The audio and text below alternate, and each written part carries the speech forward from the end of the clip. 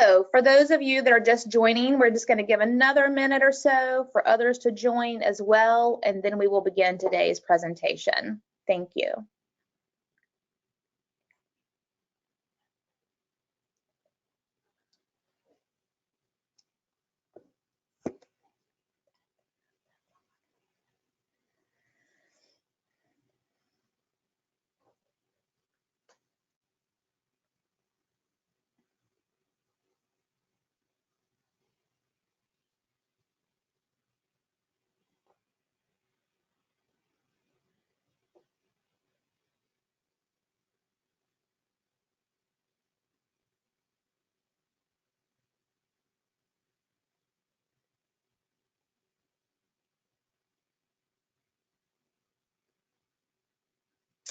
Hello, everyone, and welcome to today's presentation, Culture, Imaging, and Isolation of Cells and Colonies using the CytoSort Array with the Air system.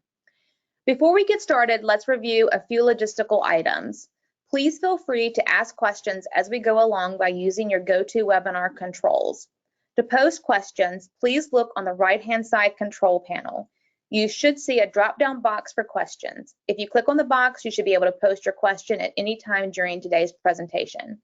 And we will address as many of those questions as time allows at the conclusion of the webinar. We will also be recording today's webinar, and we'll send a link to the recorded version as well as to these slides. With that, I will hand it over to Jacquelyn to get us started. Jacquelyn? All right, thanks, Christy.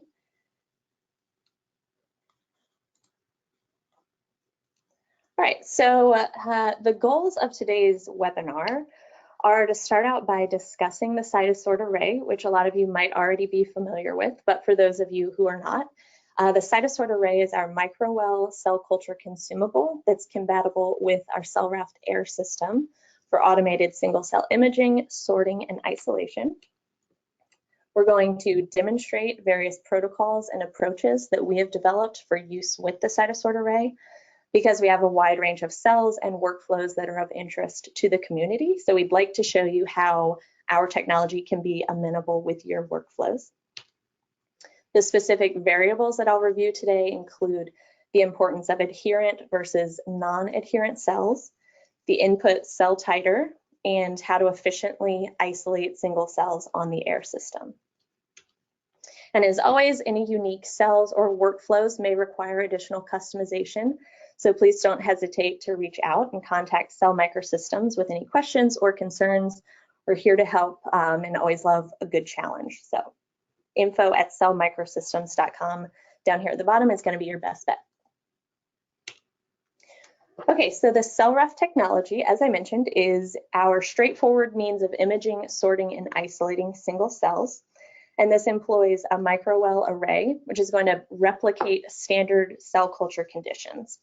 And so because we're replicating standard culture conditions, we eliminate a minimum sample input requirement. And also our imaging-based sorting has distinct advantages over FACS and other methods because we're able to see cell phenotypes prior to isolation. And we have multiple products that are available to tailor to specific experimental and throughput needs and workflows. And we'll talk about those at the end of the webinar today. So the CellRaft technology can be broken down into two main components, the first of which is the CytoSort Array, which is the topic that we'll mostly be focusing on today. The CytoSort Array is an elastomeric microwell array made up of releasable polystyrene cell rafts in each microwell. And you can see an image of these down here. And we refer to these cell rafts either as 100 or 200 micron cell rafts, and that just refers to the specific size of this polystyrene raft. So 100 or 200 microns, you'll see that throughout the talk today. We also have our release and transfer devices. So we see a schematic down here at the bottom. And this is the needle that we use for release of the cell raft from the array. The cell raft is loaded with magnetic nanoparticles. So we're able to use a magnetic wand for cell raft recovery and transfer to a plate or a tube. And we have manual and automated versions of this release and transfer device that we'll go through today as well. This video sort of shows the basic premise of our technology. So we can see our CellRaft Array here. We have a magnetic wand, and then we have the release device. So what we do is go in and identify our cell of interest, which you can see here is this little green guy in the middle. And then we're going to use that release device. The needle pokes through the array and releases that CellRaft. And then the magnetic wand comes, picks it up, and because of the opposite polarity of the collection plate, we're able to successfully deposit that CellRaft into our collection vessel.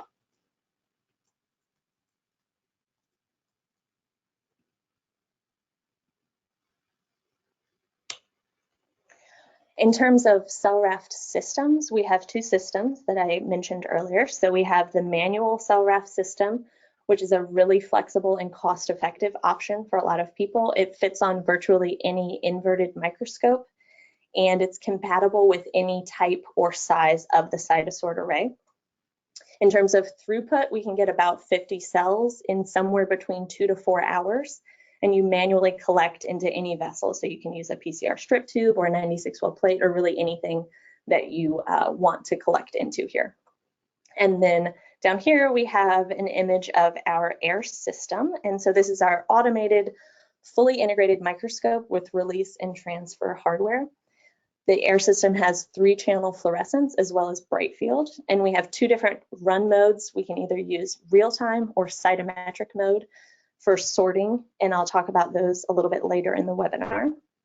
We can get about 96 cells in around an hour and a half with the air system, and that includes setting up your cytometric gates so that you're sorting your cells appropriately. And so we can get another 96 cells in about 30 minutes after that. So a lot of that time is just sort of setting up your parameters, and then from there we can really speed through our collection.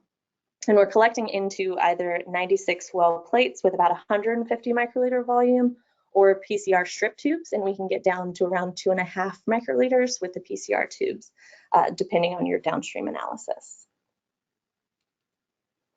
Okay, so in terms of the actual CytoSort array, I thought it would be good to talk through some of the general properties of the CytoSort arrays first, for those of you who maybe aren't familiar with the arrays.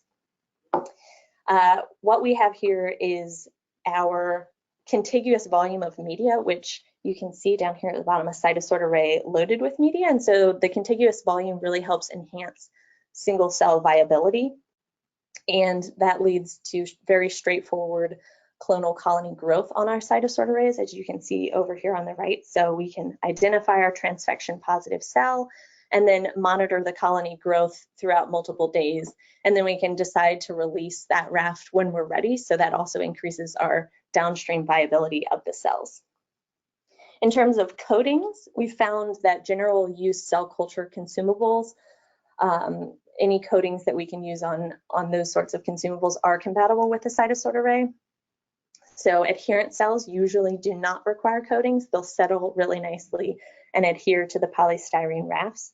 However, non-adherent cells usually do require coating in order to retain that cell during the isolation process.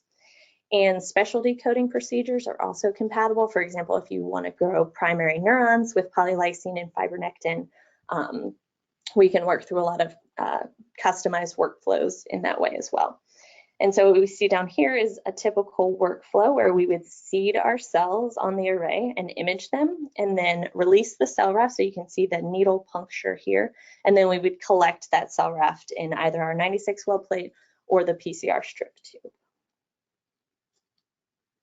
In terms of preparing the array, it's very straightforward. We're just using a standard sterile technique here. We have a biocompatible anti-bubble coating that we apply to the array, and that helps wick fluid into the microwells during cell seeding.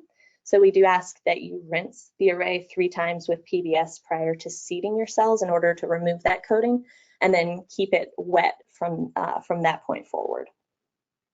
Cells should be given time to settle and adhere to the array prior to use on the air system. And that's going to be largely dependent on cell type, so adherent versus non-adherent cells. And that can range anywhere from 30 minutes to overnight. And you can see an example here of what we mean by the requirement for the anti-bubble coating here. So this is what it looks like when we don't have the coating. We get air bubbles in those microwells versus really nice fluid-filled wells down here at the bottom. Okay, so in terms of compatibility with various cell types, I mentioned that adherent cells, for the most part, work really well in the CytoSort arrays. They settle and adhere very nicely, but we found that there was a lot of interest in using non-adherent cells, and so we wanted to look at how compatible some of the more common coatings were with the CytoSort arrays. And so to do this in-house, we tested 2 different non-adherent cell lines. We tested a mouse B cell and a human T cell. And for the most part, we just adapted the manufacturer's protocols, mostly just sort of changing the volume in order to make it more compatible with our array. And so this is a table just showing the coatings that we have tested so far, our recommended concentrations and incubation times, and then what sort of wash steps we would suggest. But again, this is just intended to be kind of a starting point, definitely just a guideline. We expect that depending on your cell type and your cell culture conditions, you might need to optimize these coating procedures accordingly. So this is an example of a field of view here looking at an array that was coated with polylysine. So we applied this coating to the CytoSort array, seeded our E61 non-adherent cells, and then allowed them to settle overnight. The following day, we stained the cells with Cyto13 and imaged them on the air system, and you can see not only did the cells settle, but they're actually starting to grow a little bit, which is really encouraging. So to really look at how well the cells are retained with the coating, we wanted to sort of test how well they stand up to a wash step. And so the workflow over here on the left lays out the experiment, but we seeded the cells on the coated CytoSort array. We allowed them to settle and adhere overnight. We imaged them on the air system after staining them. We then washed them 3 times vigorously with PBS, and then we imaged again. So we're looking at here how many cells were present before we washed and how many cells were present after we washed. And so you can see a lot of cells present here before, and then they're still present after the wash. However, we do lose some of our cells after our wash. I think it's important to point out here we used the worst case scenario. So we didn't do a pre-wash here where we would have rinsed off any only loosely adherent cells. So those are factored into this experiment. But overall, we wanted to kind of look at the performance across coatings and pointing out that with no coating, the non-adherent cells have 0% retention on the CytoSort arrays, meaning that they're not going to settle and adhere to the arrays at all. So the coatings we found performed fairly differently for the 2 different cell lines that we tested, but overall polylysine, CellTech, and fibronectin seemed to perform the best across those 2 cell types, with greater than 60% adherent for both E61 and the 2 PK3 cells, as we can see over here. So these are all greater than 60% of the cells remained adherent to those arrays. And again, we just recommend testing various coatings, various protocols for your non-adherent cells and optimizing them to really suit your needs. Okay, so the next question that we wanted to answer with these coatings was how well are the cells retained by the coating during the release and transfer process? So by that, we mean the release and transfer during air system operations. So when the needle comes up, pokes the CellRaft out of the microwell, the magnetic wand comes and collects it and then deposits it into the 96-well plate or the PCR strip tube. So how well are the cells staying on the rafts during that process? And so again, here the workflow is laid out on the left. We seeded the cells on the coated array, allowed them to adhere overnight. We then used cytometric mode in the air system software to identify single cell rafts. We then isolated and collected the rafts in a 96-well plate and then imaged the 96-well plate afterwards to check and see whether that single cell was still adherent to that cell raft. And this just shows a few representative images that were obtained after successful release and transfer of the cells. on rafts with various coatings. So this is what we're looking for in our 96 well plate, is a cell that's still attached to the cell raft. So these coatings were tested for their efficiency, as I mentioned, and plotted here on this graph is the percent of rafts that had a cell still attached to it after the release and transfer. So after that isolation process was completed. And we also wanted to look at whether or not the coatings that we tested interfered with magnetic wand pickup. So because cell rafts have magnetic nanoparticles in them and we're reliant upon that for the magnetic wand to be able to collect the rafts, we wanted to make sure that coating them wasn't going to affect that at all. And what we found was that only one of the coatings that we tested, which was Matrigel, seemed to interfere at all, and that was only 2 out of the 32 rafts that did not collect. So overall, the coatings did not seem to negatively impact our collection with the air system. All right, so the next topic that we'll discuss is seeding the array for various applications. So the first main application here is going to be clonal colony formation. So we typically don't have a throughput issue here with these workflows. We do suggest using the 200 micron CytoSort arrays so that you have a little bit more real estate per cell raft. And those 200 micron arrays have 10,000 individual microwells. We're typically looking for about 1 to 200 clones, so there's definitely no shortage of microwells there. And we do advise people to seed at a little bit lower density so that we can avoid clonal colony migration into adjacent wells, which will just help ensure clonality. The other main application here is single cell genomics. So a lot of times we want to minimize our sample input here, especially if we're working with a precious sample. So we do recommend to seed about the cell number, which equals roughly 1/3 of the well number. So for example, if I'm using an array with 10,000 microwells, I want to seed about 3,000 cells in order to optimize or maximize, the number of single cell rafts. You can see the border here on the CytoSort array in this image, and that border allows us to use the CytoSort array with the air system, but it can sometimes cause colonies to grow off the array, and we occasionally lose some of our single cells to the border. So we've used a seeding insert in order to occlude the border and avoid these minor issues. This is an example of our seeding insert. So we place it in the array cassette to occlude that border, as you can see here. So the border is visible, and then we just pop this in and it blocks that border completely. The insert is suitable for 100 and 200 micron arrays, so it doesn't matter what size array you're using, we can use the same insert. And we suggest about 4 to 5 mils of media to use here, and seed your cells in media dropwise in the center of the array. And then allow the cells to settle and adhere before removing the insert and before using it on the air system. Our experimental design here, what we wanted to do was test our insert with various cell titers. And so we seed the arrays at various densities, and then we remove the array once the cells have settled and image the array on the air system.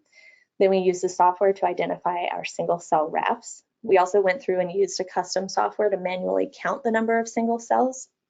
And then our sort of the way we're displaying this data here is just in terms of a heat map. So you can see that here.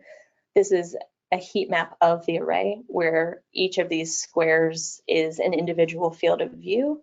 And the scale here is just the average number of cells per field of view. So that just kind of allows us to visually look at where the cells are. Are there areas of the array that seem to be higher density, things like that. In order to use the cytometric mode in the software, it's necessary to use a nuclear stain. We found that Herx works really well as a nuclear stain for our cell counting, and the software identifies the single cells based on a set threshold that you can adjust up here. And this threshold can and definitely should be adjusted based on your needs and your cells. And that can be either more or less conservative in its estimate of single cells. Okay, so in terms of the data that we've seen from the seeding insert, we started out with 10,000 cells seeded on a 200 micron array. So that's an equal number of cells to wells, and the cells settled for 2 hours before the insert was removed.